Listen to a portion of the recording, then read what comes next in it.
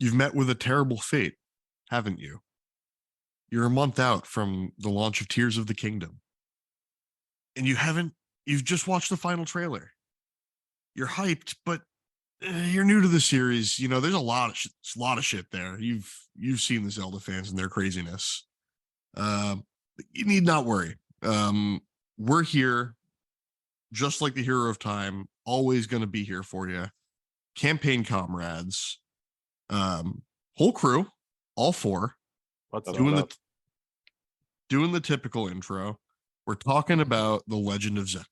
Woo, hiccup. We're talking about the Legend of Zelda.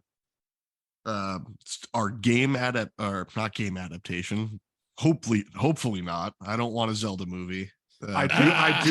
However, it's going to happen. It is going to happen, and I do. It's going to be Tom Holland. I want to do an adaptation episode on the animated Zelda series after it's playing these time. games. Yeah. Oh, it's smooching time! I'm so. The animation is just gold. It brings me back. I mean, that was the golden age of animation in general. All of the shows from that time were amazing. It's kissing time when Link does a potential dives onto the bed assault. while the princess is sitting there. Yeah, and she's got to roll. And she screams and dives away. Yeah. Yeah. Okay.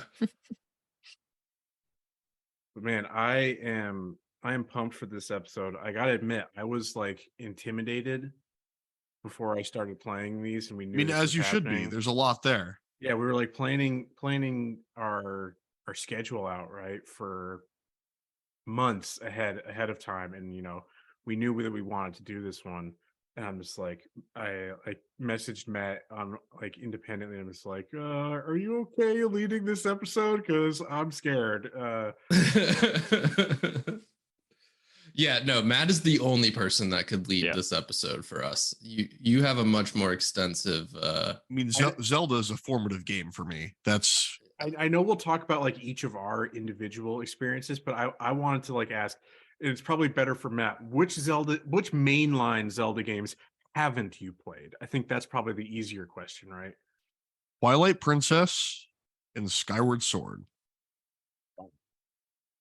I thought the list was going to be a little bit bigger than that. So you're telling me you played Spirit? I'm not counting some of the handhelds. So like, did if you want to include Spirit some Tracks? Did you? Yes, I have not played Spirit Tracks. I have not played Phantom Hourglass. I have not played Worlds, and that's the one that I actually really want to play. That one's really cool looking. That was a 3DS game. You're not a real comrade. You didn't play the Zelda train game. Come on, man. Yeah. Hey, man. Autism isn't strong enough with you. Amazon's been targeting me for 3DSs. So hell, if you get a deal for what a 3DS is selling for right now on Amazon, under $200. 400. So if you get a notification for one under 200, let me know. hit me up. GameStop gave me $60 for my 3DS XL. I feel like that's pretty good. I feel like that's pretty good for a GameStop trade-in. It was 1 year old. I still feel like that's pretty good. You could buy it and then go back the next day and they'll give you it's like you buy a game for $60, you go back in, it's like yes, it's like the Pawn Stars thing, you know, it's like I can give you $2. The games they absolutely fucked you on, but they did give me like essentially they can give you a lot of money for certain games.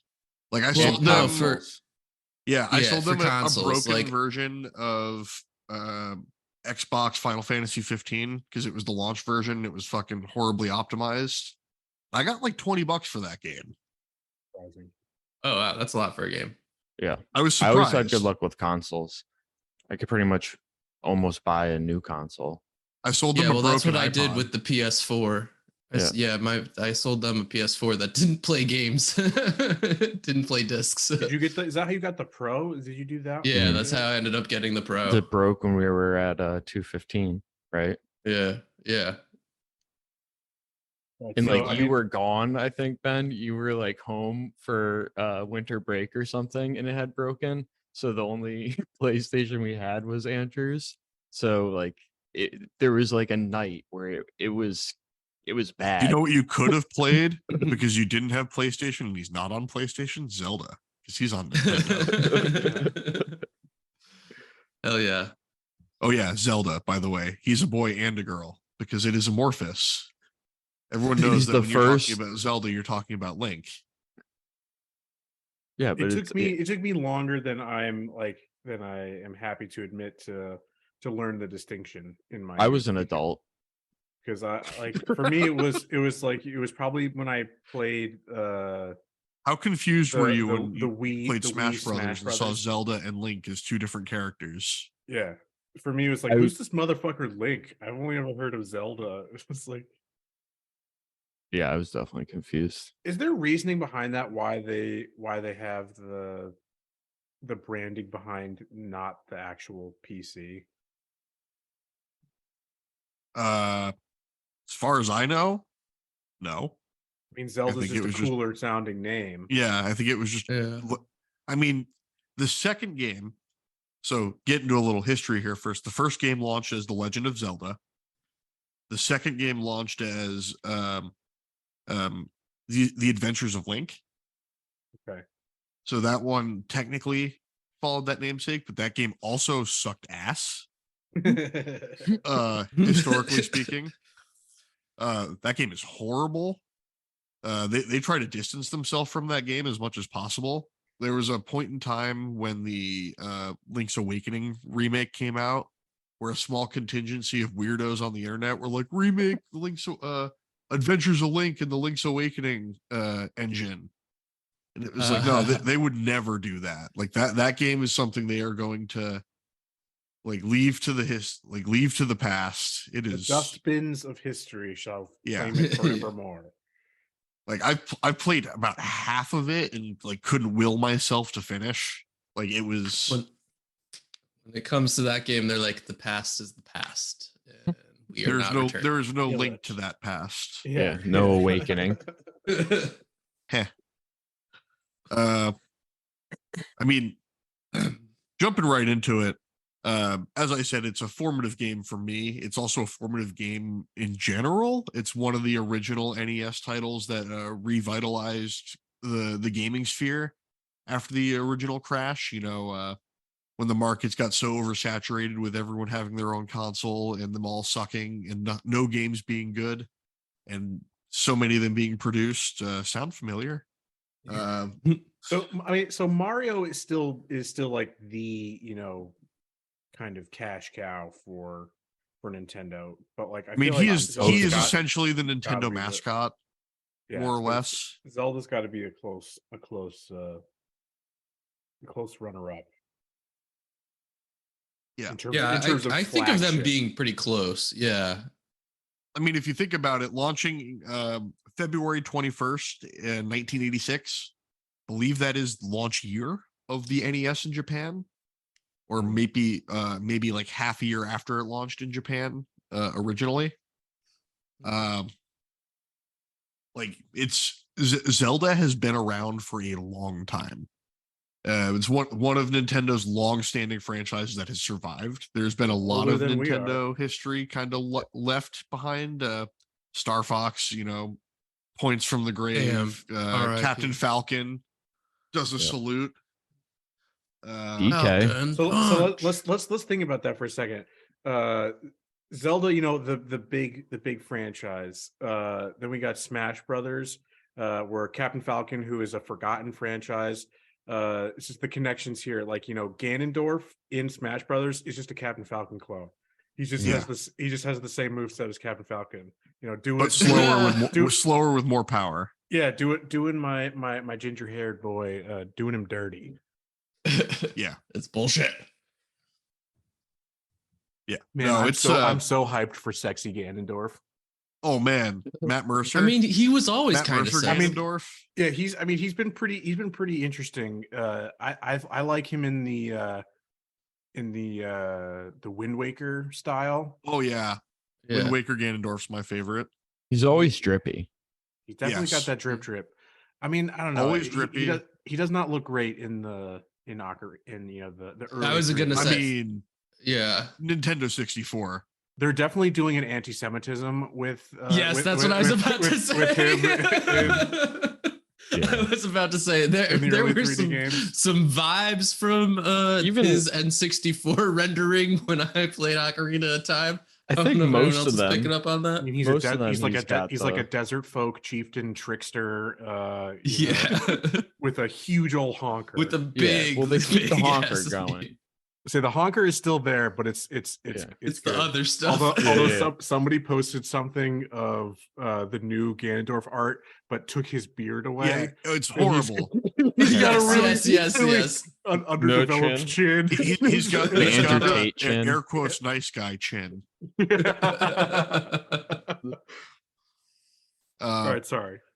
No, it's fine. I can't wait, honestly, because he's gonna be Matt Mercer, and all I'm gonna hear are all of my favorite Matt Mercer characters speaking to me. Like they better they better have Ganondorf be like fully voice acted. You know, Sexy. no more just Yeah. no like bits of and Yeah. you know, just like a line of dialogue where it's just the first. No, word it's or definitely something. gonna be full speech I mean, for him. Nintendo. You don't hire Matt Mercer not to have Matt Mercer speak. Right. Nintendo sucks with their lack of voice acting. I do have to say, Pokemon, Zelda. It bothers me as well. Yeah, they did more, from my understanding, in Breath of the Wild, but there's still Yes. a lot. It's like it's only in the rare cutscene where you actually get full voice acting, except for Link, who's still basically mute. Huh? I always prefer mute Link. That's my own. I understand preference. that. I understand fine with that. the character, the character you're playing being mute, but it's the people around you. It's a whole nother. I mean, the funny discussion. part is your character is in Breath of the Wild in particular. Your character is mute, and every character in that game wants to fuck the shit out of him. I mean, Link is at his Twinkiest. No doubts Yeah. about it. Like every single earrings. NPC you run into is in some way, shape, or form horny for Link. Yeah, Matt sent me the videos where Link gets sexually assaulted by the Great Fairy. I remember coming across it for It's the first highly time implied. It naturally is highly myself. implied. Yeah. The implications. Anyway, like I said, launched 1986. Been around a long time. We will get there. We will connect point A to point B. A total of 19 entries spanning across pretty much every Nintendo console that has existed. Virtual Boy.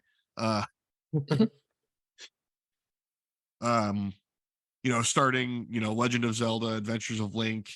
On the NES, you have Link's Awakening on the Super Nintendo, which was where I was first introduced to it by my neighbor who had a Super Nintendo, and I would sit on his bedroom floor lap. with. No, yeah, I wish, right?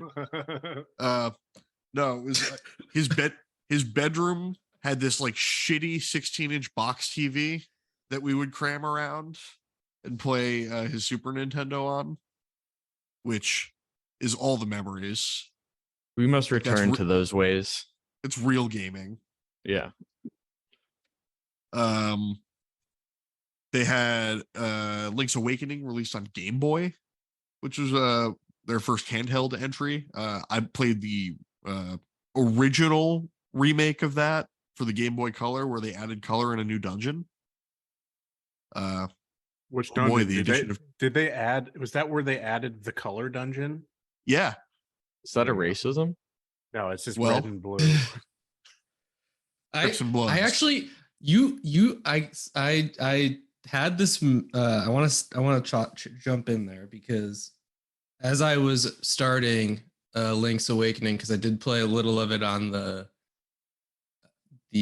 Game Boy online stream thing, whatever they call it for Nintendo Switch Online. And okay, yeah, Nintendo Switch Online. And I realized that I had played that as a kid. I somehow got a copy of it, like the black and white version. Yep. I think it was like my It would babysitter's. be the green or the something. green Yeah, and green gray and gray. version. Yeah, that version, exactly, green. And Real gamer colors. Fuck RGB. Yeah. But it was, I didn't love it as a kid. I was like 6, so it was just not. It was not. The for me. puzzles were too advanced for your Yeah. They're still too advanced for me. brain. Yeah. That's why, like, 100%. some of those old ones, when you're playing like retro games and stuff, I really don't have. I have Especially no because qualms some of about those playing old with the games had some guide. really archaic shit in them. Like the original Legend of Zelda, here's a fun little tidbit. The original Legend of Zelda has so many places where you just bomb a wall that has no difference on it to open a Right. door. That's what I was gonna say. Or- Like, Oh God. there or are like there are burn huge a certain tree and it's to the only way to open a tunnel. progress. It's the only way to progress, and there are actually no visual cues. Like they got I it got better was- stuck many, about- many times. They got better about It was to showing sell- where there's a bombable wall, but like half the time it's like that's a regular fucking wall, and Yep. and you have to just know to bomb it. It was to sell Nintendo Power, where all of that information was held, and to get you on the Nintendo hotline, where you could call and they would give you help. So were they racking talk up those, sexy to 'em? were they racking up those phone charges? Yeah, no, that was Patty Mason calling you. Yeah. Nintendo is on the forefront of getting phone microtransactions. Hilarious. Yeah, you're right. Just a It's different. it's different collect calling. style. Yeah, collect calling. And it's like you got to pay extra for the for them to talk in the I in the did it se- once in the, as a child. in the sexy Birdo voice. I remember Oh, trying. no to, wonder why. Now it all makes sense. I called about the water temple in Ocarina because it was before I had the guidebook. Yeah, I was gonna say that, like, I don't think I could ever play more than 30 minutes of these games without the internet in a guide. But even That's that is okay. kind of annoying, to be going back and forth. I wish I had the physical old school guide because Oh, the I don't old know. guide was amazing. I had would the- like they're also having like the part book. art books. They're also Yeah. part They were Yeah. art books. which They is were nice. soft cover. They And there, you know what there was not in them? Fucking ads. Like every If they were, they're on video the guide. back. They're on the Yeah, back. like this segue to but our they weren't sponsor. intrusive. Like they weren't covering the fucking Mhm. guide and have multiple different X's that you have to play a guessing game. Well, yeah, because obviously 1998, when Ocarina of Time launched on the Nintendo 64, was a beautiful time where everything was great. It was before the darkness. Mhm. It was We were 2 years into the internet. Before it had descended upon us all. yeah. Yeah, but like you and had to then- use your phone line. Very Yeah. fittingly, 2 years later is when Majora's Mask launched, which is the really dark and fucked up one. Because that's what Y2K. 4 years of the internet does to you. But yeah, and that's Y2K. People were fucking scared. Yeah. They're like, yeah, wow, you're gonna turn the internet on, and a giant evil face moon is going to come and destroy the planet in 3 days. Yeah. Dude, Majora's Mask was that game legitimately like scared me as a kid. that moon is really, really disturbing. Like having to manage a 3-day timer and get everything done in a 3-day timer and like reset constantly to Gave you that was the first trigger for anxiety in in your Yeah. No, but really. I've Shit, I only have 3 days. I've never recovered. Yeah. I'm always ahead of schedule now. There's the next launch though in the Zelda franchise is another one that's kind of important. It was technically released by Capcom. Nintendo doing that thing they'll do occasionally where they'll like flip their IP to someone else to work with, very occasionally, might I add. But it was a dual release, kind of like a Pokemon, where it was Oracle I of found that Ages interesting. and Oracle of Seasons. Where to get the full story, you have to play both. Because you would beat one of them, it would give you a code, and then you would enter that code into the other game. Imagine, do you do it? And at it the would start? trigger the final ending. Or so once you did you defeat put the ending of code in that at the game. start or at the ending? Because I'm just imagining, thinking of I like think a you can kid. enter it at any time. I was say if it was only at the ending, just thinking of a kid who's played the first one, wrote down the code, and then their mom threw it away when they were cleaning their room. Just, no. It was on like a scrap paper next to their Yeah. fucking cum rag. Yeah. Yeah. The cum and poop sock. Yeah. Yeah. Mom found my poop sock. No, that was a really cool idea. I really enjoyed that game. Actually, I played Oracle of Ages. They both center around obviously ages and seasons, different forms of time manipulation. Seasons allows you to change the season and have four different versions what of the is map. And obsession ages is, with the timey-wimey bullshit? I think They it's love just it. I mean, thinking about it from a broader perspective, there's a lot of Japanese games, anime, manga, and whatnot where time is a central mechanic. Just in culture, like broader culture, even in Western media, like I guess it's of that we're era, right? Yeah. no, But, like, they but, also- we, When still- we have a well, it's like resurgence of it now. technology was coming to its real kind of Well, because you have zenith, like the people were like obsessed with like, oh yeah, we're gonna discover the singularity. Yeah. in like in the 50s, there's this huge like the 50s to the 70s, a big like technophobia and like fear of people creating time machines and shit like that and it going awry. So I think you see a lot of like movies and stuff critiquing that, but I think you see a resurgence, and then we've seen a resurgence again recently of like time mechanics being And the now fucking plot point. it's just the fucking multiverse bullshit. Well, yeah, exactly. It's just Well, this we'll is its get there. And say reincarnation. which Yeah, for literally. however, when a Hold that franchise thought. gets to the multiverse, it's run out of creative fuel. Yeah, exactly. But one thing I want to say about Oracle of Ages and Seasons, the one thing I find interesting about that's better than the way Pokemon did it is like Pokemon, the only incentive is like to catch the other Pokemon, but that are version exclusive. Yeah, Which these is are like two different, completely Can you different even games. transfer your Yeah. Pokedex from one to the other to like actually No, have you- a completed Pokedex? No, 'Cause, you like, can only you're just gonna have complete the You only Pokedex trade in the one. Pokemon over, and then they get the completed Pokedex. Okay. Yeah. I was gonna say So, you're gonna like, have two. You could have one incomplete that's Pokedex, empty yeah. and then one that's complete, or whatever, but like there's no story, there's no difference in story, no like change in the ending. It's just like that is purely to sell Yeah. fucking more games, And where at least these like are two this has like, completely different games. yeah, Like- Different characters. Seek Completely help different if you need to play focuses. both Oracle of of those. Ages. Oracle of Ages is more of a puzzle focused game, while Oracle of Seasons is more of a combat focused game. Was also a big difference between the two. see, I think that's cool that they could change it, they're tied together but just completely different games, where like I said, Pokemon is just I said different it colors. before, there were some sickos who wanted Adventures of Link remade in Link's Awakening. I'm in the group of sickos on the internet who want the Oracle games remade in the Link's Awakening engine. I'd be down for that. Yeah, that is a cool concept. I definitely agree.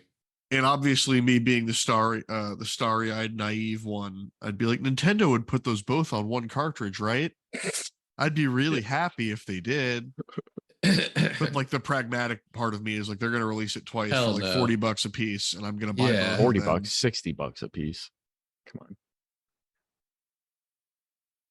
We'll see. I think it would be It'll a little definitely be less. two. So it'd be something like $60 for each individually, or you could get a special pack for 80 like or 90. $90 for a special one, and maybe like Wait, no, that gets both- $89.99. Yeah, and So maybe yeah, you that's- get like that's a just steel pricing. case or something. Yeah. But that's to trick you. So you think it's 80, not 90. You have a fair smattering of other games released through the years. A quick just rundown, like Link to the Past Four Swords was a Game Boy Advance game. Wind Waker, one of my personal favorites, was a GameCube game. A big departure in art style, and it holds up so well because of it. The cell shaded art style just That one looks was so ported much to- better. To Wii U, right? Yeah, it was a HD remade on Wii U. I have not. I've specifically omitted HD remakes and whatnot Right. because there's been several Sure, of that those as doesn't well count. throughout the years. I was Four more Swords asking Advent- for my own personal interest, because I Yes, will of be course. emulating that in the future. This is a safe place for education about a wonderful gaming franchise that could never hurt me and do me no wrong. You hear me, Nintendo? Send it to me for free. You have like Four Swords Adventures, which was a GameCube game that integrated with the Game Boy Advance in a super cool like Game Boy Advance to GameCube link cable port.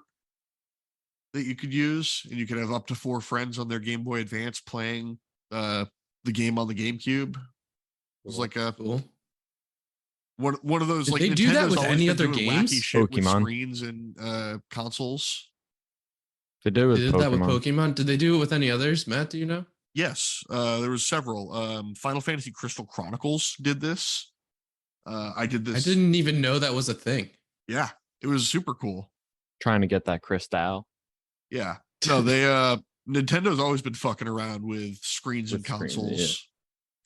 They do be doing that. Yeah, I'm not surprised. I just No, not at all. It's right in their wheelhouse.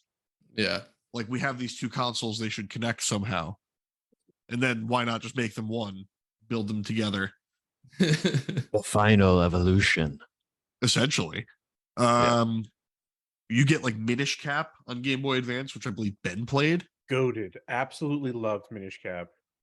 It's the one that because you were down Interesting. originally. You were like Breath of the Wild. You'd played the N64 version of Ocarina. So I was Then like, you oh, played let's. Minish Cap. I was like, oh, let's go back. Let's play like a somewhat older school, 2D Zelda. And I loved the gimmick of the shrinking. I loved Oh, the yeah. shrinking gimmick. Gimmick. I'm not It's, calling no, it it's that not anymore. pronounced GIF. No, Um, I don't was- pronounce it that way. Just to be clear. it was really, really fun. Besides, again, there were several moments in that where I had to turn to a guide because it was what you brought up before, some real examples of you can only progress if you bomb the specific section of a wall, which has no I indication mean, Nintendo's whatsoever. always had a little bit of that.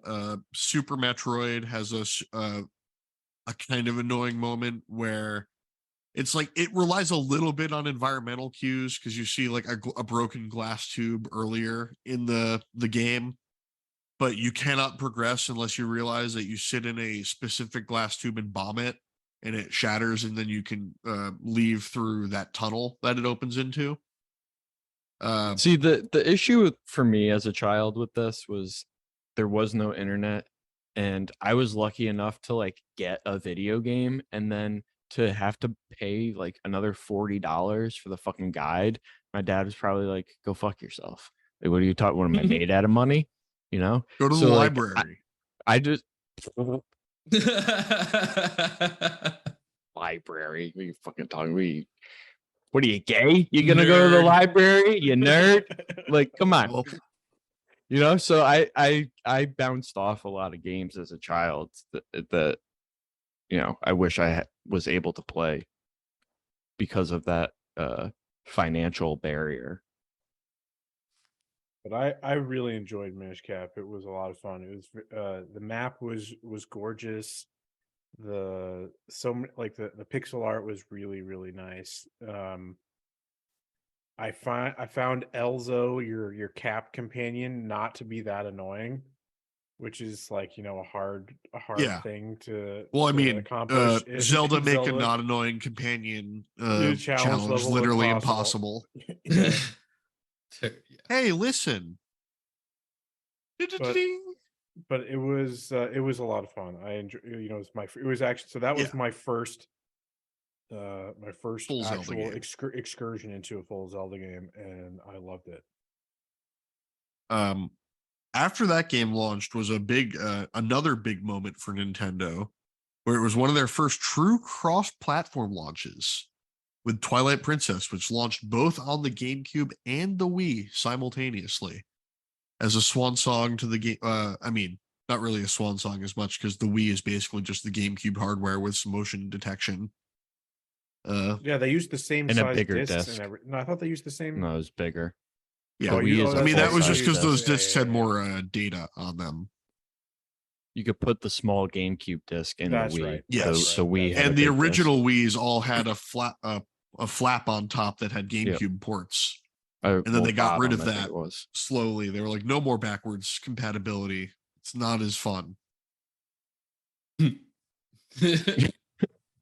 Yep, that's We it. tell That's you the- what's fun. Yeah. We don't like losing out on some of that profit we could be squeezing out of your ass. We then go into what like I like to consider a little bit of the Zelda like dark years, and like there's going to be some people who absolutely love these games who are going to like piss and shit on me in the comments because We're about to get controversial, folks. Yeah, you get 2 direct sequel releases for Wind Waker, but they're on Nintendo DS, which Phantom Hourglass and Spirit Tracks, which is a different barrier of entry. At the time, I didn't have a DS to play those. Or I did, but my parents weren't buying me video games anymore at that point in time. I really want to try Spirit Tracks. Spirit Tracks. Is that available on Nintendo Online? Because I am also Yeah, interested. not at the moment, no. No. Reason to believe that if it will be, it won't be on the Switch. It'll probably be the next console or whatever if they keep Switch Online going. I doubt Continue to add to the- doubt that one's a priority for Yeah. for the online emulators. We go from those 2 being direct sequels on the Nintendo DS. You get Skyward Sword as a straight Wii release, which was controversial at the time due to the full-on integration of motion controls. A lot of the combat being centered around striking from certain angles and blocking with the nunchuck. And a very Forgot they're awkward. called nunchuck. Yeah, the nunchuck. The nunchuck. That's so funny. God, I love Nintendo. It really set a lull because then like the Wii U came out and they didn't have any direct launches for the Wii U. The Wii U being, you know, another real bit of Nintendo dark years. Some darkest. blundering. Yeah, pretty much the darkest. You're right. All they released during that point in time was 2 3DS games. You got Link Between Worlds, which is actually pretty good, and I want to play. But then you got like Triforce Heroes, which was a forced multiplayer, or if you played by yourself, really fucking hard because you had to like switch control between 3 characters. And that's like the Muso genre game, right? Anything with the heroes No, in it? it is not. It's Warriors, is what you're thinking about. Oh, okay, right. Triforce Heroes is it's a straight Zelda game, but if you're playing by yourself, the other characters, instead of being alive at the same time, just turn into like totems. And you have to pick them up and move them around instead of like having friends and being able to do it simultaneously. I have a question. I've got an answer. So I'm really confused, and I think Ben just brought up one of them, so that's why I want to mention it. By Hyrule Warriors and Cadence of Hyrule, as to why they're not mainline games, and like what the fuck is the difference? So Warriors games are they're always spin-offs in some way, shape, or form. They are Muso titles, which means nothing to you. They're just these Good. horde games where like you're fighting You're with a fighting single hundreds of character, enemies. hundreds of enemies at a time. It uses like the characters and stuff like that from the games. So like Fire Emblem has a Warriors game, Zelda has a Warriors game. Doesn't Fire Emblem now have 2 Warriors games? Yes. Wasn't the Three Houses the second one? Yes. And Three Zelda Hopes is also what they has 2 call it, yeah. Warriors games. Oh, interesting. Because Age of Cadence Calamity of Hyrule is a very Age of Calamity specific. even uses the same, like, I don't know if it's the exact engine, but like uses all the animations from Breath of the Wild. Yeah, Age of Calamity, the second one, is a bit of a gray area because it does tie in like story information into a spin-off game, which is one of those like Kingdom Hearts bullshit. As I like That to one call is that. the one that confused me the most, because I was like, this came out after Breath of the Wild, but like, but it's got prequel information. Yeah, but like, yeah, and like there wasn't like hype around. Yeah, I was just confused. no, it's because it's Warriors games have a very specific target audience. And just like Cadence of Hyrule, because Cadence of Hyrule is a rhythm game, a rhythm combat. So that's a indie game, an indie developer. The original game is called Crypt of the Necrodancer. Yeah, I downloaded that the other day because I was looking for other like free Zelda games to dip my toe into. And then I saw that it was like a spin-off weird thing, and I was like, nah, because they had like a free demo. Yeah, so Crypt of the Necrodancer, and then they made a partnership with Nintendo to use Nintendo assets and created Cadence of Hyrule as a one of those like rare moments of Nintendo sharing their IP. They've been doing a little more recently. And also taking it down from the interwebs. Yeah, well, that's it. Hence the sharing on their terms. Yeah. And fucking Gary Bowser. I refuse to believe that that person is real, and this isn't just an entire like media buildup. Free Gary Bowser. He's not even the singular Bowser, isn't the president? Doug Bowser is the Doug Bowser. Yes, president. yes. That's what we were talking about. God damn it. And none No, of them there have are two anything to different do with Bowsers. Bowser. It just happened to be last name Bowser and work for Nintendo. And neither of them are related to Ravens linebacker Tyus Bowser. Yeah, that's the farthest one. But like, the other two, Doug and Greg, like both have both have connections, some more direct and more than others, but to Nintendo. Doug Bowser works for Nintendo, is like head of Nintendo, and Nintendo. His US. brother Gary Bowser's accomplice. And yeah, it's all made up bullshit. None of it's real. Promise you. That's my takeaway. There's no way that there's someone named Bowser who's the bad guy in the Nintendo story. We talked about one of the spinoffs, so I'll just do a quick highlight reel of some of my favorite spinoff titles on here. You have a Game & Watch Zelda game. So like the first true handheld. I don't know if you know what a Game & Watch looked like. They looked like a little DS actually. They've done re-release things of Game & Watch that has the original like 2 or 3 Zeldas in them. Yes. You have, I'm not going to go through any of the Japan specific ones because you're not going to catch me trying to say Zelda, Donen, Setsu, Kanagami, no Triforce for the Barcode Battler 2. Just let me tell you. Hold on. Does that have anything to do with a barcode scanner? Do you have to like, was that to like get I have to assume yes, because the name is the Barcode Battler 2. And there was a second. I mean, there was a previous one. Yeah, there's a first one. It warranted a sequel. Yeah. Is it like a Game Boy fucking Stop and Shop scanner? Like, you going remember around growing up collecting data? There was it was always on like Cartoon Network commercials, but it was a like monster collecting thing where you would go to the grocery store and scan the groceries at the grocery store while you were there with grandma, and they would give you monsters. It was called like Scanners with a Z.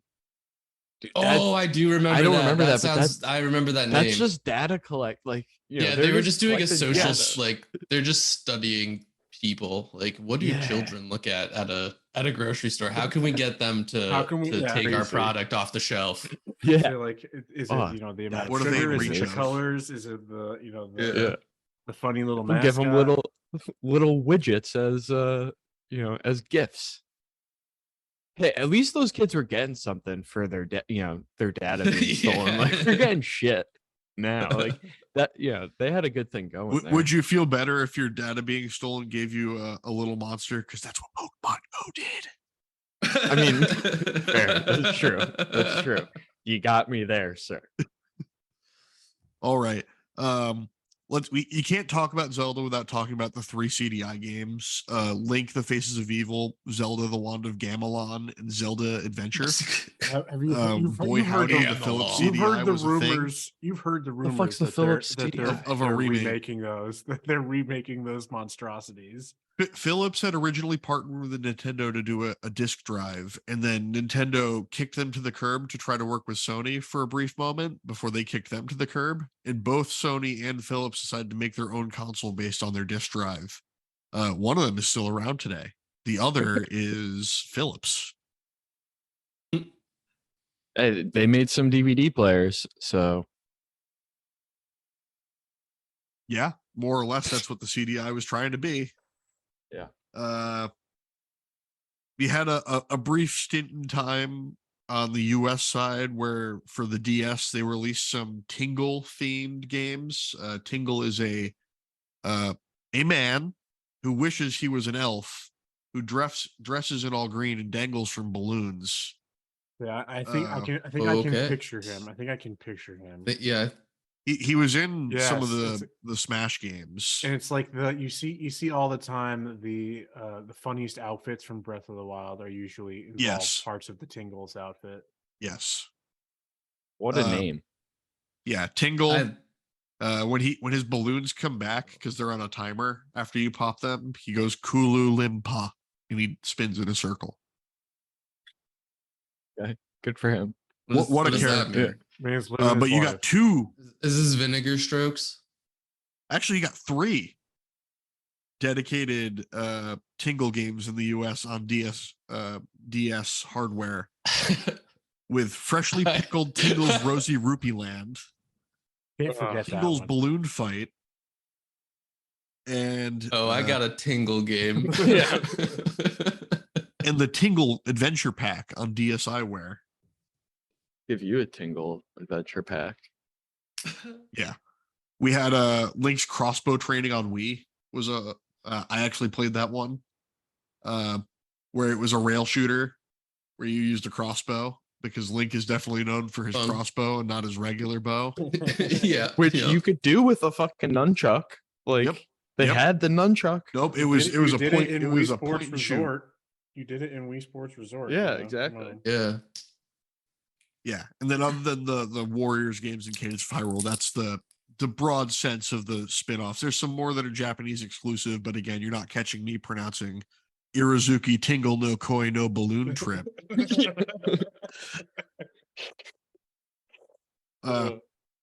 We talked about the animated TV series from 1989. Did we say that on the pod or did we say that before? Yeah, we were talking about it. No, Bring it back. Bring it back. Yeah, no, we're doing an episode on that at some point. I'll Golden find a way. Age of animation.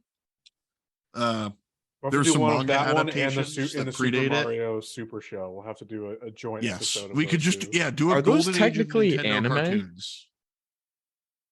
Yeah, that's sort That's an interesting question. Where were the animation studios? Where were they located? Yeah, we'll have to find out in a future episode. I don't know about the Nintendo one because there is like a whole there is a live action part of it as well. That is very clearly some dudes. You mean the Mario one? Yeah, from Mario. Yeah, it's probably some actual dudes from Brooklyn. Some real grotesques from Brooklyn. Yeah. But I will reiterate again, I do not want a Nintendo cinematic universe that culminates in a Smash Brothers movie. It's gonna happen. It's gonna happen. They're gonna fight Master Hand. Yes. I've already seen the people making the fan creations of the timeline where it's like it's made Metroid. Too much money now. It's made too much money now. It's gonna happen. It's made the most money of any video game movie at this point, I think. Yeah. It's not. I saw that it had surpassed both Sonic and Sonic 2 combined. It's like broken records for just animated movies, not even video game stuff. It's hilarious. It's made too much money. Everyone loves fucking Mario. And if you pronounce it Mario, go fuck yourself. Mario. Yeah, you're from New Jersey Mario. if you pronounce it Mario. Mario. Mario. I love that. Just some little fun facts because I went through the Metacritic top 100 games of all time. The number one undisputed, no tie, Ocarina of Time at a 99 on Metacritic. Yeah, undisputed. And everything else on this list is tied at its position with a number of other games. That's been standing for so long too. That's incredible. Tied at number 3, Breath of the Wild with a 97. What's it tied with? GTA 5 is there. There's a couple. Again, this is a list of 100, and it only gets more as we go down with how many they're tied with. But I have in the doc that I sent the link to the Metacritic, and you can pull that up and check some of the other. It's a pretty cool list. Tied at number 4, you have Twilight Princess at a 96, along with Wind Waker. Both of them there at number 4. Number 5 tied Link to the Past and Majora's Mask at 95. And those are the only ones that fell in the top 100. But that is a pretty heavy showing across the top 100 and the, all within the top 5 for Metacritic top scores, which I thought was pretty cool. Yeah, it's pretty incredible, like to have that many so highly rated games. It absolutely appears to be, a dominant franchise, no doubt. There's it's done a lot of like influencing of certain genres throughout. I mean, I would say this has got to be one of the most influential series in general. Just the whole how they do a dungeon and I mean, some games exploration. directly copy with like Elden. It's Elden Ring is heavily literally influenced by any Zelda, which FromSoft is heavily influenced. They have long said that the Souls series is influenced by Zelda. Yeah, and I think it's very apparent. But you get like Zelda's also like. Sorry, go ahead, Matt. I was just gonna say, Darksiders 1 is one of the more famous direct like Zelda clones as far as they come. Because the Darksiders series in general, each game typically followed a certain formula. Like Darksiders 2 is more of like a Diablo-like, with like a intensive loot system and deeper dungeon diving. And then Darksiders 3 was trying to be a Souls-like and failing, but that's just the case of THQ Nordic is not is not who they were anymore. Can we talk about the craziness that is the Zelda timeline? Well, we're there now. We are ready to. We talked about it earlier. We mentioned the multiverse. We are here, folks. It is time. A little bit of background on why the timeline is such a fucking mess. Oh my god! Even Nintendo can't keep it straight. Yes. Yeah. There was no officially published chronology until the 2011 book release of Hyrule Historia, which they changed with the release of the next book in a footnote. Yes. Which was immediately invalidated. That's amazing. I did not know. With another book, lawyers which was then that. immediately invalidated by Breath of the Wild existing. When Breath of the Wild launched. There was an original document from 2003 that was internal only, that had an initial layout of a potential chronology of games. So because they just made it up. Like, let's be real. Yes. These games are standalone and they just made up a chronological they always order. have been, with the exception of the ones that are direct sequels. Yeah, it's never meant to be flowing. But before anything was ever officially published, Eiji Aonuma confirmed a split timeline of just 2, which then Hyrule Historia invalidated by adding a third split in the timeline, known as the Fallen Hero, which is like where actually most of the games fall. Is in that one. Yeah. Yes. That's what baffles me, is the majority of the games are the bad one. Fall under the bad timeline. Which is also weird to me, because it's all about like, oh, you lose to Ganon in the major Ocarina thing, which no player does. If you finish the game, you win. It's like you beat Ganon. Like, it's only for those that's who gave obviously up. the people who lost to him never went back to the game. Yeah. It's only for the people who gave up, so not real gamers. So let's talk. Bang your head against the wall chunks. until you beat the pig man. We'll talk about the portion before the split, because that's the easiest one to talk through.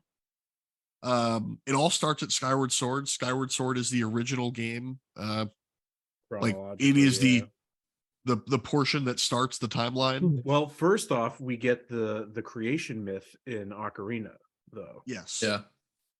But then it's like, yeah, because, correct me if I'm wrong, I don't remember if Skyward Sword starts off that you're say like that Zelda is not Zelda yet, that she is still the goddess. Hylia and Yes. then becomes Zelda during the game, or is that when that's just all still supposed to be beforehand stuff? It's all beforehand stuff. Okay, so she is the first Zelda by the time you meet her. Yeah. Because like it's not Ganon in Skyward Sword, it's Demise. Yeah. Which people are The, theorizing is going to be making the a soul of return, malice that created Ganon. but people are thinking that Demise is making a return in Tears of the Kingdom. I mean, wouldn't doubt it because of how heavily they're trying to like tie into, like they launched Skyward Sword right after that the footage showing the Sky Islands returning in Tears of the Kingdom. Uh a lot of footage they've shows us in the air a lot, you know, bringing it into that idea of Skyward Sword. Maybe we're going to find more of the High Kingdom. But Skyward Sword starts it all. You then have Minish Cap, which follows it as the next chronological mainline title.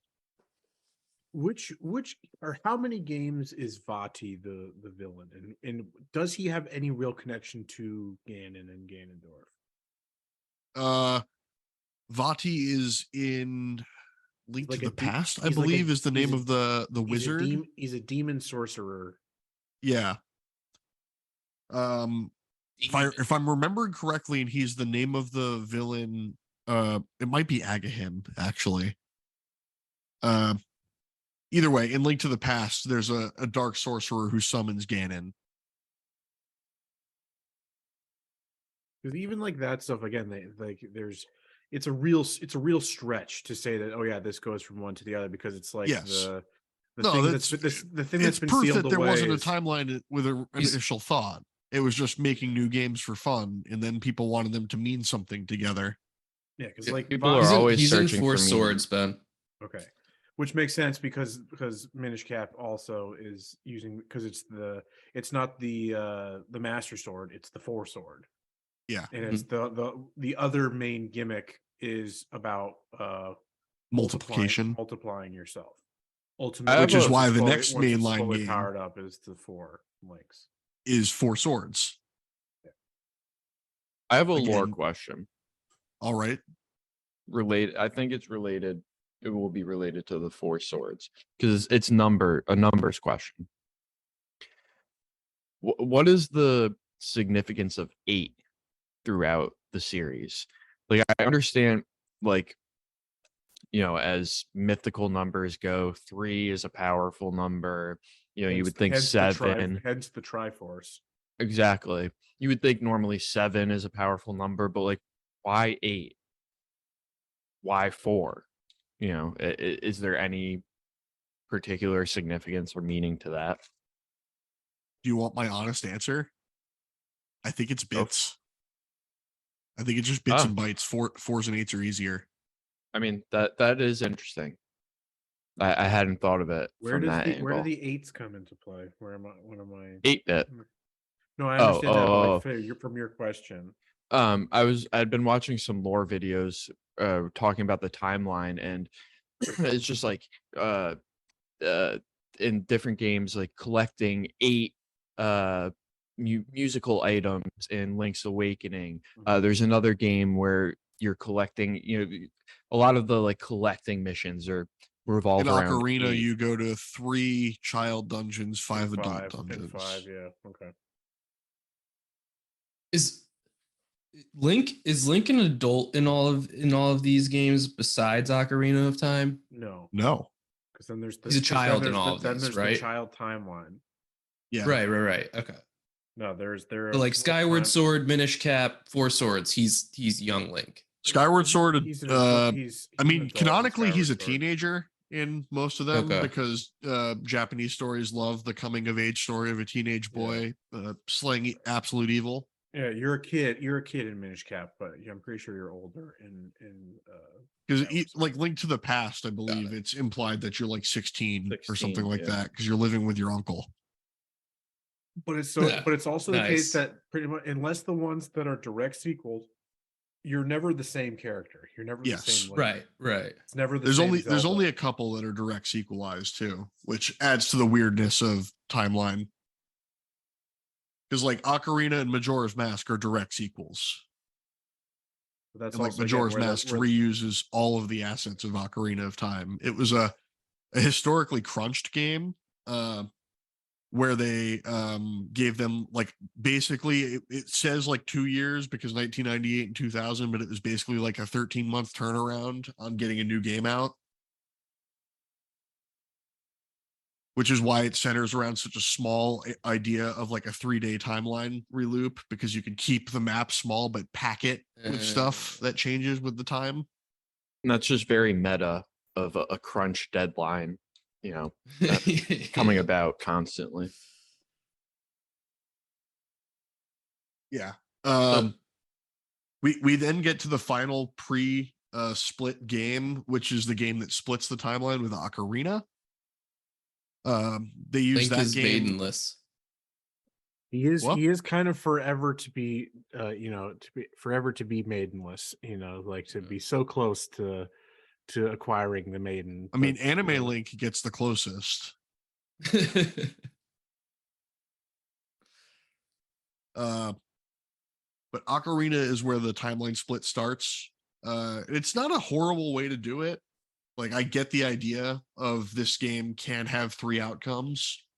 I think some of the like logic behind the outcomes doesn't really stack up. Like,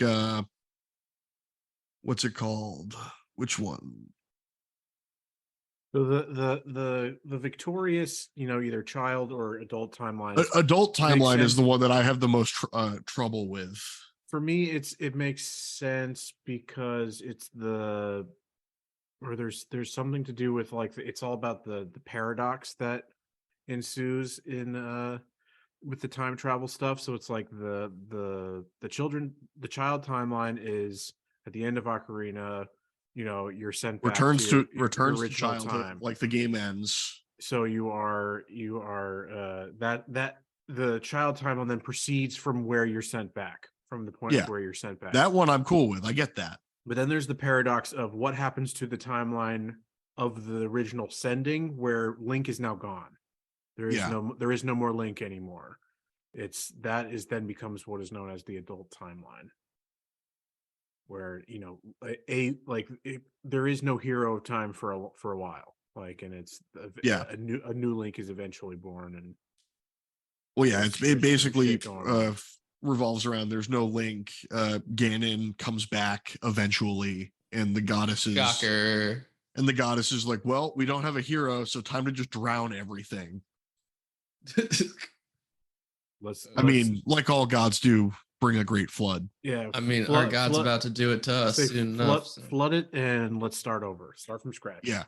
Yep. I wash my hands of thee. So the adult timeline split encompasses the Wind Waker Phantom Hourglass Spirit Tracks split, which is just, it's funny, its own little condensed timeline by itself. Because I love Wind Waker and I've never played the other two, and be hard pressed to get me to play Phantom Hourglass. I've heard some horrible things. Like, there's a cool idea where you're constantly returning to this one temple with new stuff to get farther into it. The Temple of the Ocean King, and you're on like a timer while you're doing it. But from what I've seen, it is very repetitive. Like the nature of what you're doing every time you're going back in deep, like you don't get like a new entry point. You're starting at the same spot and like working through the same amount of time to get deeper in. Is it a roguelike? Not really, because it's a set like doesn't change. It's not procedural. But then, as you mentioned, we have the child timeline. We'll go through the shorter ones first because they're the easiest ones to talk through. Child timeline, you get the split back to when he's reverted to a child and is resuming his life from where the Master Sword removal picked up. You are you warn of Ganondorf's betrayal and you prevent it from happening, and then you proceed to go on your own adventures I have significant doubts for the the Hyrule King at that point who just listens to this random Listens to fucking this kid. fairy Yeah. boy from the woods. Yes, like okay, let's cut off this world Lucrative deal world, with this. they say world defining treaty that we're signing with all these opposing kingdoms. Yeah, I'm gonna throw that out of the door on the word of some fucking kid What who I've never met. was it like the Georgia lieutenant governor? Which lieutenant governor that was liking the Twink's Instagram I think that was pictures? Georgia. I think that was Georgia. Yeah. It's essentially the Hyrule King. He's just liking Twink Link's Instagram pics and just letting the world. I like your crumble. vibe. I like your vibe. Yeah. I mean, it turns out to be that it was the right thing to do, right? Like Yeah. say, Liking Ganondorf the is Twink's evil. Instagram. I mean, yeah, we should yeah, we should all be liking the Twink's Instagram. But no, it's it's always wild to me. It's like, yeah, let's just take it on the word of this little kid. I mean, it works out for them in the end, but it is a suspect way to rule your kingdom. Yeah. Makes me question the monarchy a little bit. There's been a fun discourse on the D&D memes Reddit over anti-monarchists Uh-huh. and whether always killing the Based. king in the campaign, even if he's like a benevolent king who the people Based. love, is Based. All my monarchs are fucking evil. I make that decision. It's been a I make that lovely thing decision that- quite easy for my players. But the child timeline encompasses, again, just 3 games. You have Majora's Mask, which is the direct sequel to Ocarina, which follows Child Link falling through a portal in the woods into the dreamlike world of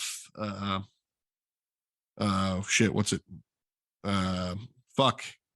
Well, Man, while you think of that, That's I not the would like to shadow. say, The shadow can we just Kingdom. call him Young Link instead of Child Link? Because No, I prefer, one might 8-pound, 16-ounce baby Link. I was trying to get us not put on a watch list or anything. But It's Termina, by the way, not High. In Majora's Mask, you go to this parallel world to Hyrule called Termina, which has a lot of people who look like they're from Hyrule, but they're not, because they're definitely not reused assets, and it's definitely just parallel universe stuff. There's also the bit where you basically like meet I'm thinking of Twilight Princess, which is where you meet like the past like ghost version of Link.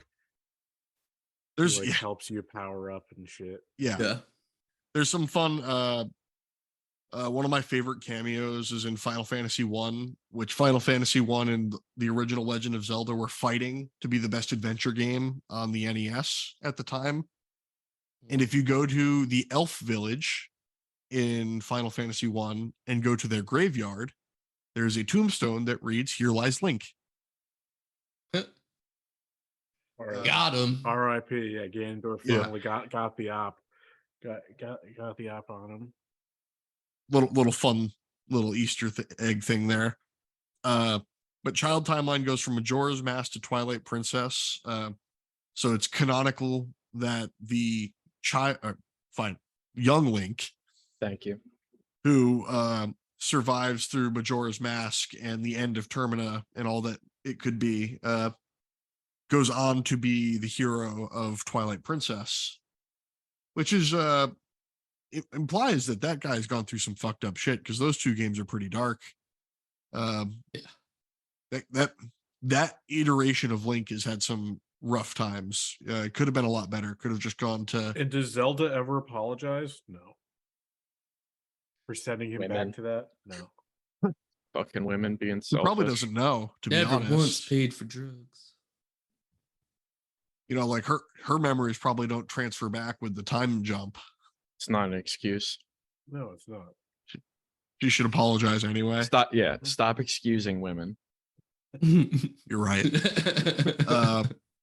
And then that timeline ends with Four Swords Adventures, which was the GameCube, Game Boy Advance plug-in game.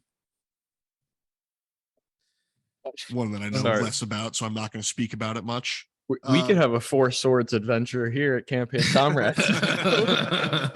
We could. We have exactly enough friends to play it the proper way. I'm speaking in the game sense and not in any dirty mind in the gutter ways. We get to the more complicated of the timeline splits, the Fallen Era, the one that was added in by Hyrule Historia that encompasses a majority of the games. Where instead of defeating Ganon in Ocarina of Time, you just die. He dead. Just no survival. The Sacred Realm seals away both Ganon and the Triforce because they're like, well, that's it. No hero. Guess we'll just hold this dude in eternal prison and like hope that no one wants to summon him ever. Hint, they always want to summon him. Always trying to summon the evil Demon King. Always be summoning pigs. That's what Winnie the Bish never says out loud. We're not a fan of pork and pigs here on this podcast. Well, I'm a fan of Porky Piggin, which is what I do most of the time when I'm not recording, which is where you just wear a t-shirt and no pants. I feel bad for your roommate. Seeing one of those four swords. It's a dagger. But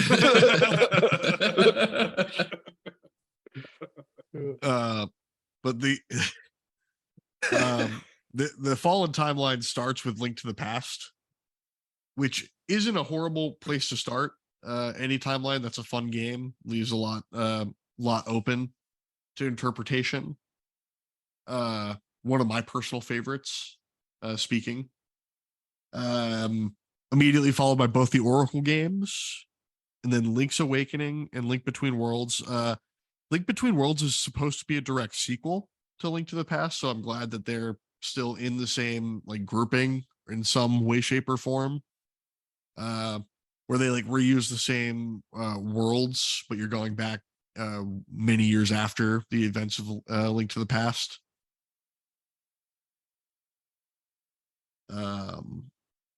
Then you end up with Triforce Heroes, which, whatever. I guess that's just thrown in there because they can't omit games that they've created. And then it ends with the original NES version of The Legend of Zelda and then Adventure of Link because they have to throw that in there at some point. They can't forget the OGs. Like what so much was the story for those first games? Like you're just so in the NES Legend of Zelda, you hit the start menu. It pops you into the game. You are standing in the middle of a forest area with a cave behind you. You walk into it. An old man goes, "It's dangerous to go alone." Hands you a sword. Doesn't elaborate. He gives further. you his sword. Doesn't elaborate further, and it is up to you to figure out what to do and where to go and what it means. But in the end, you're stopping Ganon.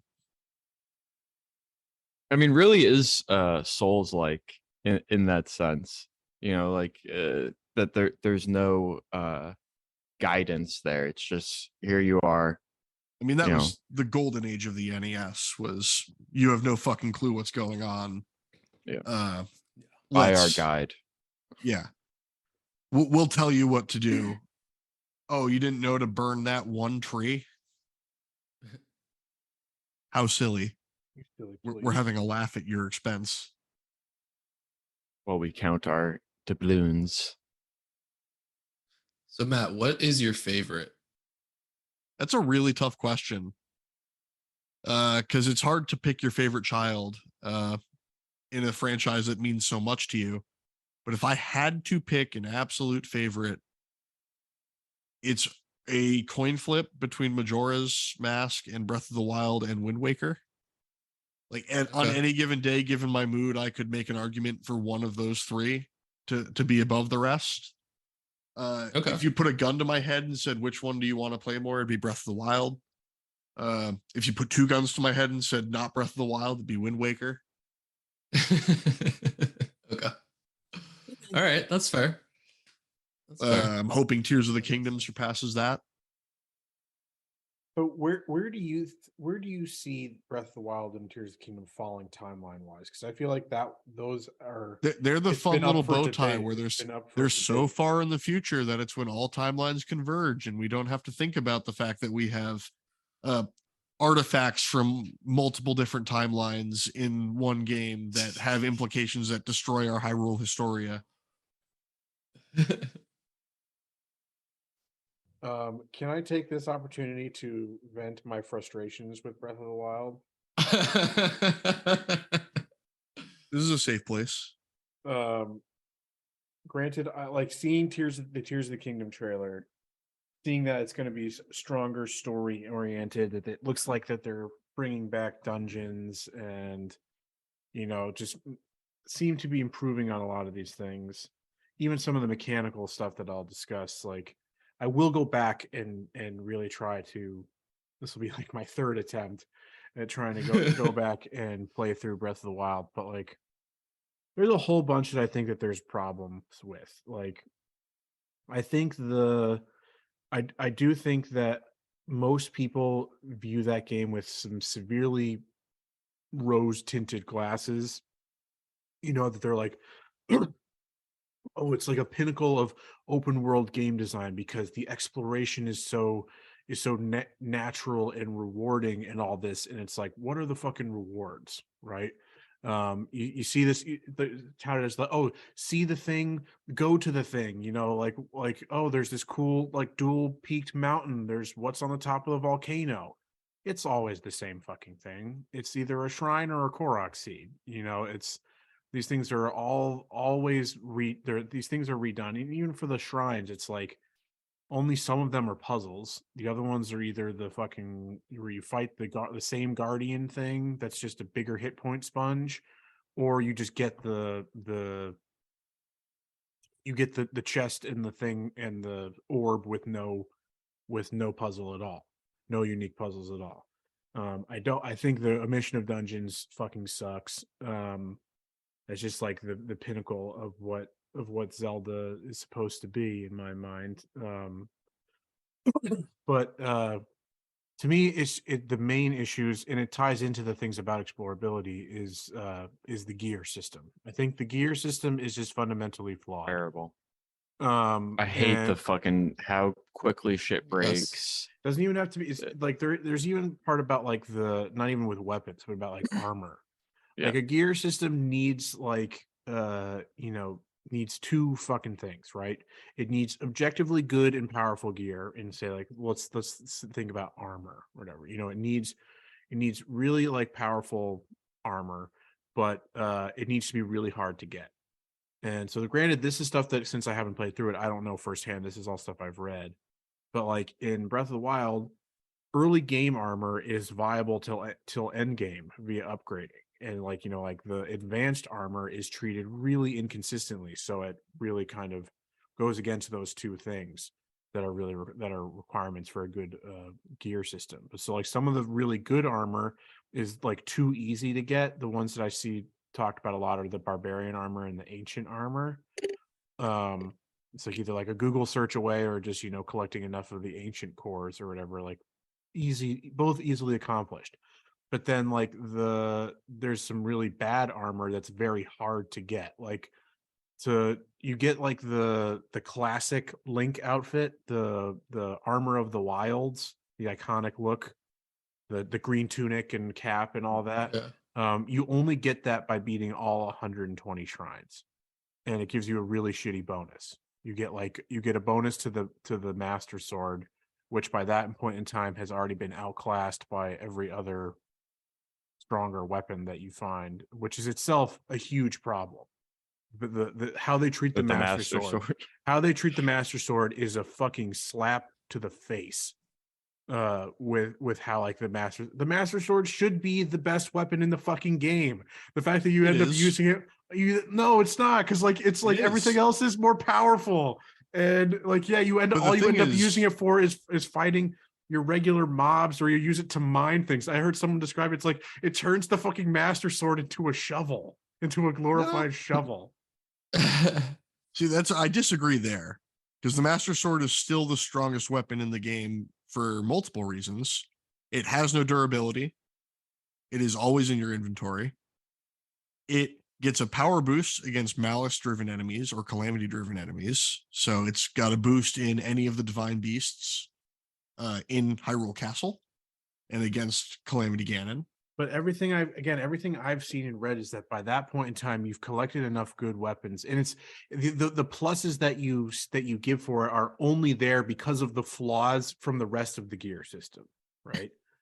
And it's like that the whole durability shit is the only reason why is you see the funny part about the portion of durability why it's system good. to me is that it's only really the worst in the beginning because early weapons just aren't very good.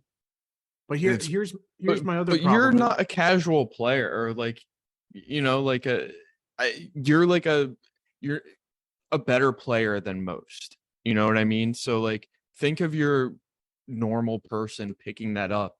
The weapon durability is a problem much longer than it's going to be for you. Like, I know it was a problem much longer for me. It was one of the reasons I continue bouncing off of it, is because, like, you know, I can't get a grasp of the combat so that I could, you know, min max my hits. I mean, there's to also make some sure. non-min maxing issues there. I watched some of your puzzling in those shrines, and Yeah, no, I'm you know, very special ed.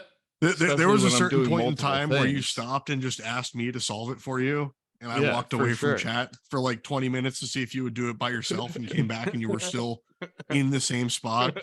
Yeah, without a doubt. But I've but got I'm a big saying, like- problem is that it removes your ability to actually tailor your play style, right? Because you're forcing yourself to hoard weapons that you like, and so that like you can save them for like the big encounters. So the majority of the game, you're not actually playing with things that you want to do, and you're not playing the way you no, want just to. have like a So twig that I keep breaking it is and an grabbing again. obstacle to fun, right? You know, that's what makes good gear systems good, is that it allows for experimentation. Say something like you know, any FromSoft version, you know, there's so much fucking gear there, and it allows you to it still is able to encourage experimentation while also letting you tailor your style to things that you like.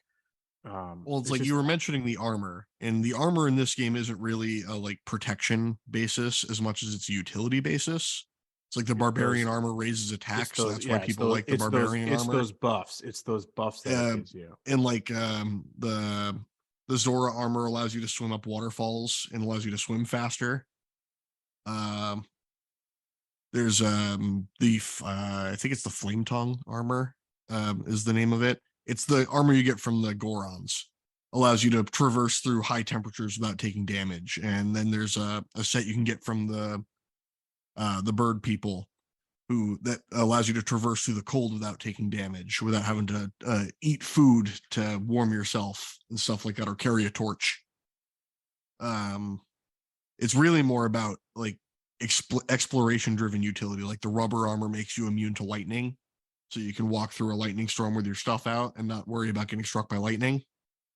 I mean, all that stuff is cool, but I think, you know, Ben's point still stands on like the availability of it and how you get it. It's also funny because the barbarian armor is not easy to get to without a guide, because you have to go through 3 labyrinths to get to it. I thought it was just that you find it in chests around the world. That's what I heard. Oh, they are in that chests around the one world, I'd but they're at only the end read. of labyrinths. Okay, I'd only read that one, so that's I see that point for sure. And they are like, you can get through them early on, but they are by no means easy. But there are so many other ways to like do all these things, like, you know, encourage weapon experimentation. So it's like, it's the way these things are implemented in the arguments that you mainly hear about why it is good or whatever are so easily countered with better forms of game design. You know, like, you know, encourage weapon experimentation by like tying unique weapons to, you know, side content as an actual reward. You know, leave good gear to be like to come from boss drops and stuff.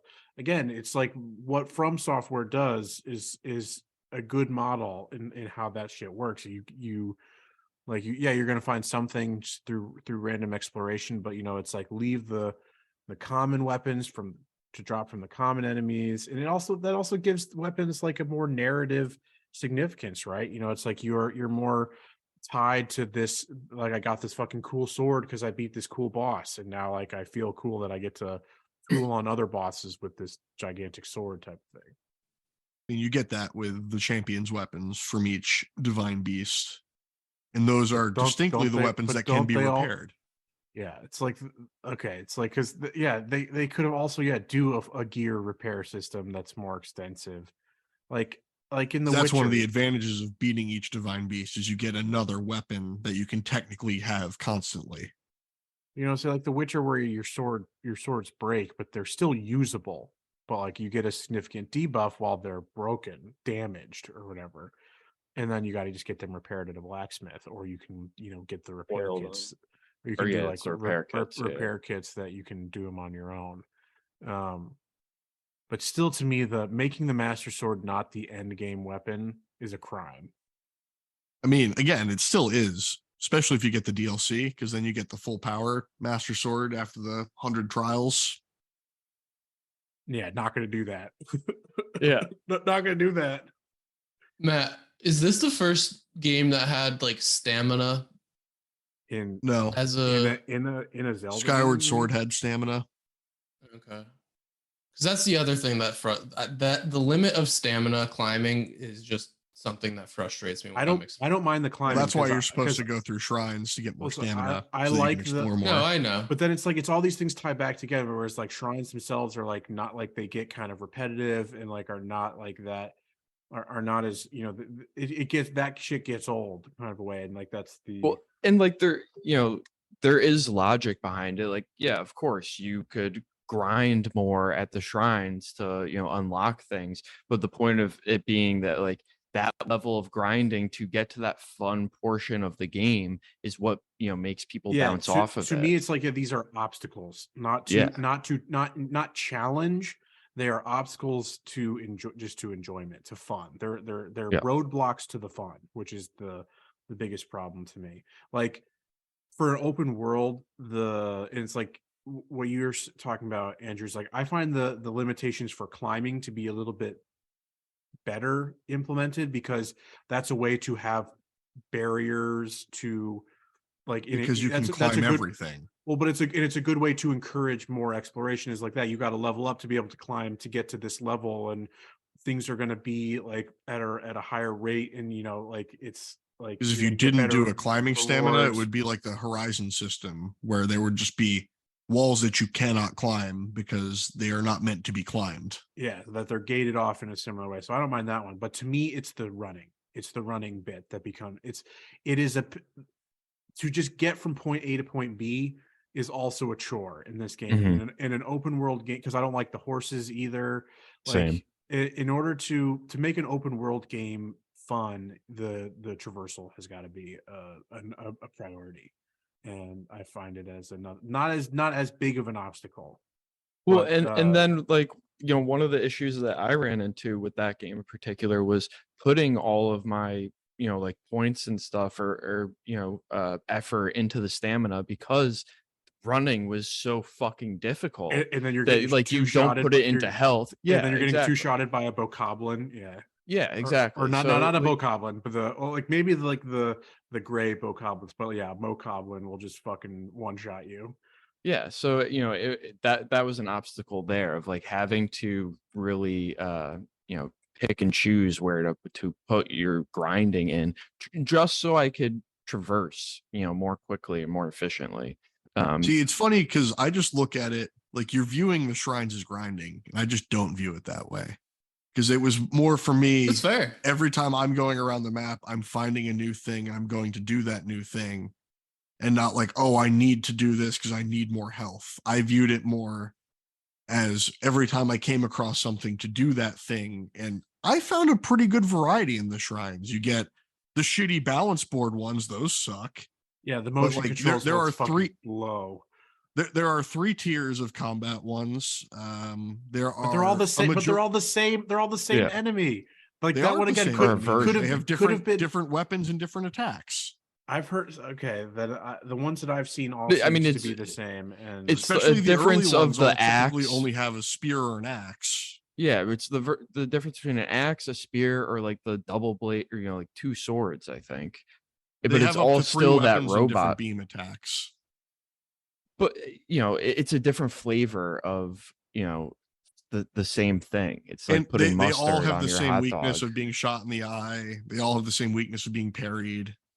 yeah, There's stuff like so that. like But it should have been like I that's was an getting to more. opportunity There are for some shrines that cooler are based around boss specific variety. elemental puzzles that become like in the desert. You'll find a lot of electricity puzzles where you're going to be connecting circuits to create, like make things move or open certain doors. In the volcanoes, you're going to find a lot more wind current based ones where it's going to be like directing fans in a certain way to blow you on your glider to a specific platform and stuff like that. I mean, I see your point that it's not like grinding. It is definitely part of the game, but you know, just for me, the sheer fact that it was so difficult to traverse this very expansive, wide open, The map is huge. map, that to even get to those shrines, to play the game, to unlock things further, there was just like I would run into people and get two shot and fucking have to start over, I mean, that's whatever. kind of the lesson in the early game is that you're not supposed to fight everything because you're not a strong hero yet. Yeah, just Sure, run, but just run like away. even if you're just running away, like it's still the point. There's so many I would say that's obstacles just not there that fun. to the That fun. just becomes not Exactly. that fun. It's Yeah. it was obstacles to the fun. I understand the logic behind the choices that they made, and they may have some merit. But as for someone who's just looking for fun and didn't have anything really invested in the Zelda series and was excited to play like this open world game, I was definitely disappointed in as Ben pointed out, that traversal is just to me atrocious and made me bounce off. And then It's a on top of chore. that, It's a bit of a yeah, chore, which is see my main It's one of the criticisms only come games where comes traversal is free. You have all of the options to climb whatever you want. it's just like So to call it It's atrocious, fine. I would disagree with. my I'm talking main about the stamina of the traversal. my main criticisms Being able to is that I run think this and the could be better. horses. Is that all these things are choices that I think could have been made differently. Mhm. And it's like I think the potential is there to truly be really so. Plus, there's good. some And stuff where like you can eat some stamella mushrooms and raise your stamina as you're climbing every time. Again, you wanna get to I'm not like disputing that there's logic, there's merit, there's ways to do these things. I just think that, like Ben said, the way that they're implemented, for me personally, it created a barrier to having fun and actually enjoying the game, and I happen to not enjoy it.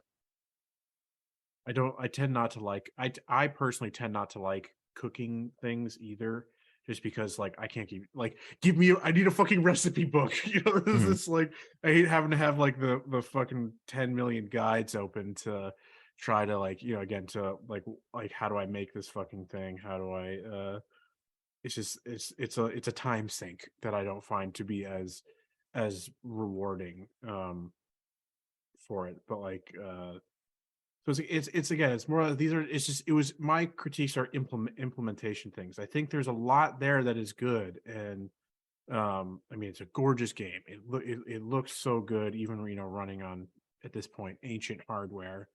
Um, there's a lot. Art style so good. Yeah, there's a lot. There's really a lot to enjoy, and there's a lot to be said there. But for me, it's about implementation. But like again, it's like I'm seeing so much that looks really good in Tears of the Kingdom that like I want to be able to try that, but I feel like I need to make my way through the story, so I got to try to. I'm invested now to like try to power through that those obstacles. I think we've got a decent. We've got a bit of a stretch now. I mean, because there's no way I'm going to play Tears of the Kingdom, when it comes out, right?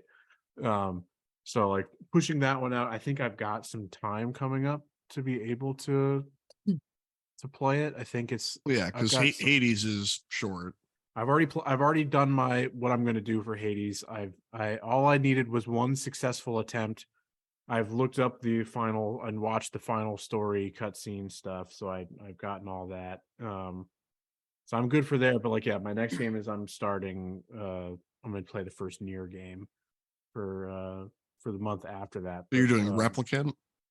yeah, so I'm gonna do Replicant, and then I'm gonna mix a couple other things in. But then, yeah, if I need to play a PC game, and then I think actually after because I'm playing a game on PlayStation now, so then I'll play Nier on PC, and then I think I'll go back to Breath of the Wild. That'll be my next thing after that. Is it and like, but like that's to say, I need to in order to like get past these obstacles, I need like here is a critical path forward to there's certain points where it makes more sense to do the first divine beast and get Mipha's grace so that you have your health buffer, and it makes sense because you'll run into shrines on that path that'll give you some like easy wins to get some extra health and some extra stamina. I think with where I got stuck on the last one was on like a medium test of strength that I used all my fucking weapons on. So I now need to go out and get the point you're at in the some game. weapons. Anything over a minor test of strength, you should just leave. Is the like they're scaling for what they do for damage and what they have for health is at a higher point. They are after at least 1 or 2 divine beasts. So because a major test of strength is the highest one, and that's pretty much 3 or 4 divine beasts worth of experience. I'm gonna go find I think my thing is I'm gonna find a fairy fountain and then go try to find one of the divine beasts. Yeah, you should do Zora Domain first. Like because Sidon is a great character to meet. I wanted to really love Breath of the Wild. I didn't want it to be that challenge, and particularly playing it again or attempting it because I stopped playing the first time not from any of those obstacles. It was just I tried to start playing it at a stupid time when I played it on like an hour car trip, and then I had other things that I was playing, so like I just never went back to it. I had other things that I wanted to do. But then this other time I was actually running into those obstacles. But like, and this was after playing 3 of the other mainline games and really loving them all. So it was a disappointment. That's where I want to jump in because I had not ever played besides that one Game Boy game that I'd played very little of. I had never played it prior. The memory away. Yeah, I had never played. I mean, how many memories Zelda from being game. 6 years old do you really have? I saw one of those jokes where it was like, I think I'm not normal. I can't remember what it was like being a baby. It was like, no one can remember what it was like being a baby.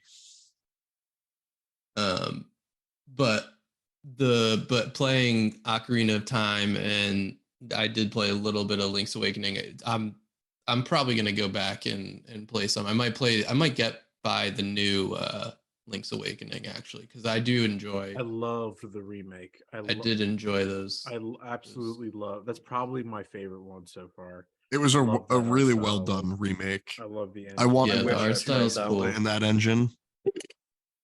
I wish I played that game for the pad. I really enjoyed playing the older Zelda games, and gave me an appreciation for its influence in a way that I definitely didn't have prior to doing some of this research. I just loved it's such a formative dungeon crawling experience, right?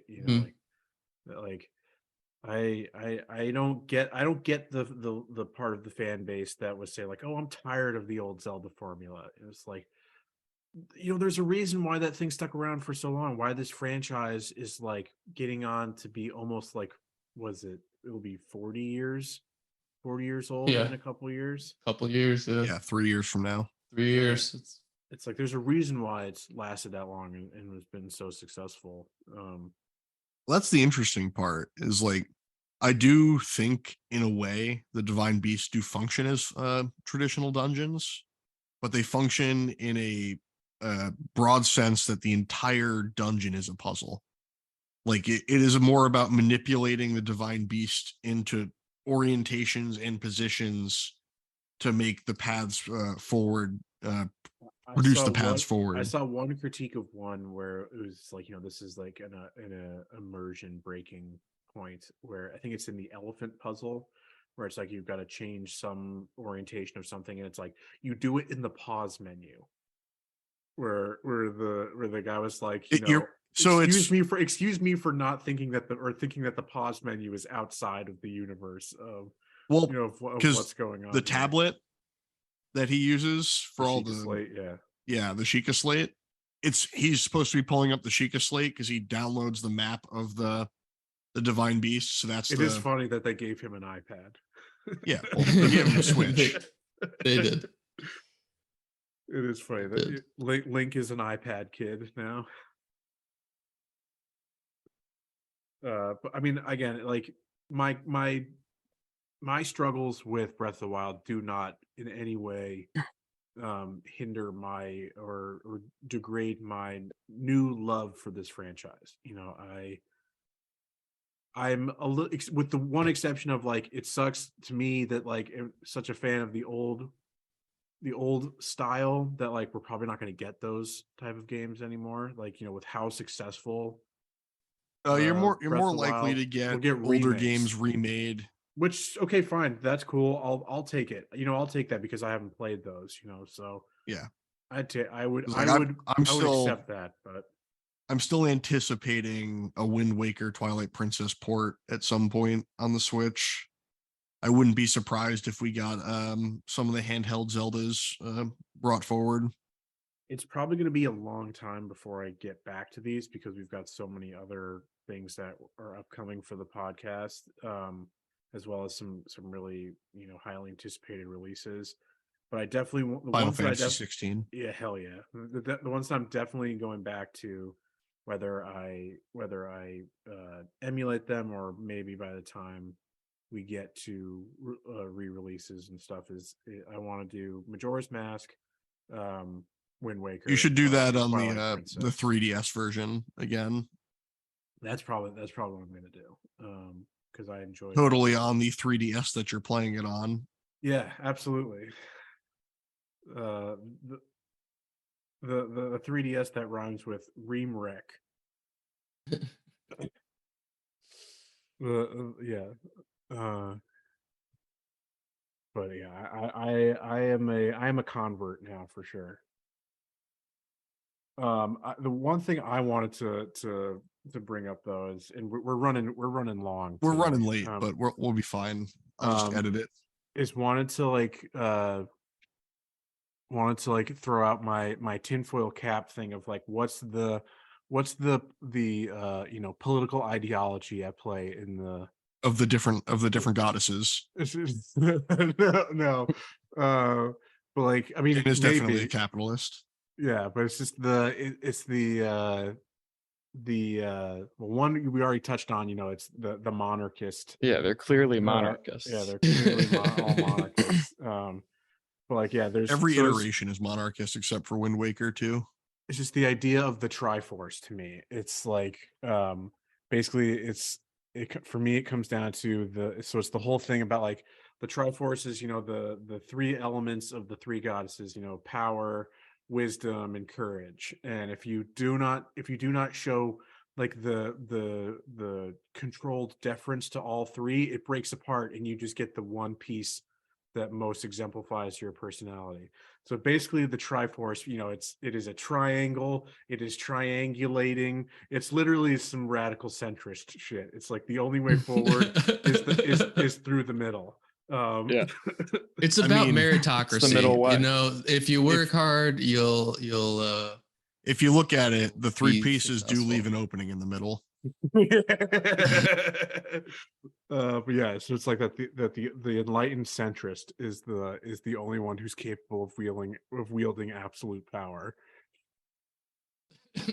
I mean, there is also, again, I think that's the right read. It's like the whole thing about like this curse of like the status quo being that's the one radical kind of bit to it. It's like that the status quo is a curse of just repetition. Cyclicism. Yeah, of all these patterns. It's all cyclical. Repeating itself. We're doomed to these cycles of repetition. That there is no growth. There is boom and bust cycles, baby. Yeah. But the true enlightened centrist thrives in those booms and busts, that status quo. And so truly they need that to happen. And so, maybe they are at the end controlling the strings. Puppeteering. Yeah. Puppeteering their own villain and their own hero. It's a story about free markets and how they have ebbs and flows. And sometimes Ganondorf's in control, and sometimes you get Zelda, and that's what the invisible hand wants. I think we've waxed poetic enough. I think we've almost hit 2 hours. A little bit shy of that, but yeah, Matt, thank you so much for leading us through this. Yeah. Has been a pleasure. I've thoroughly enjoyed my time playing through these games, and I will continue to engage with the series in the future. Yeah, I will too. No, you've opened my eyes to Zelda in a way that I had not had them previously opened. So wow, you guys didn't have this reaction when we did Pokemon, so I'm sour over here. I'm never playing Zelda ever again. If anything, that's fine. We only need 3. We can each get one part of the Triforce. Then we can't have 4 swords. Yeah, but I'm sure Jenna could play 4 swords with us. Close the book even further on Pokemon. Wow. And just if you were wondering, we're in a Ganondorf cycle right now in real life. He is Brandondorf. All right, that's the title of the episode. Oh, I was thinking 4 swords, but okay. Brandondorf 4 Swords Adventures. Yeah, there we go. All right. But till next time, we will be back with I think it's a news episode next week. Then some more adaptation stuff going down, and we've already said we will be doing Hades. Yeah, in pod reminder, Arcane is coming up. Yeah, fuck, I don't have a Netflix subscription anymore. I've watched it already, and they're beginning their U.S. crackdown of password sharing. Yeah, I've watched it already, but I wanted to watch it again. I'll probably have to get like a gift card or something for a month. All right, folks. Until next time. Bye.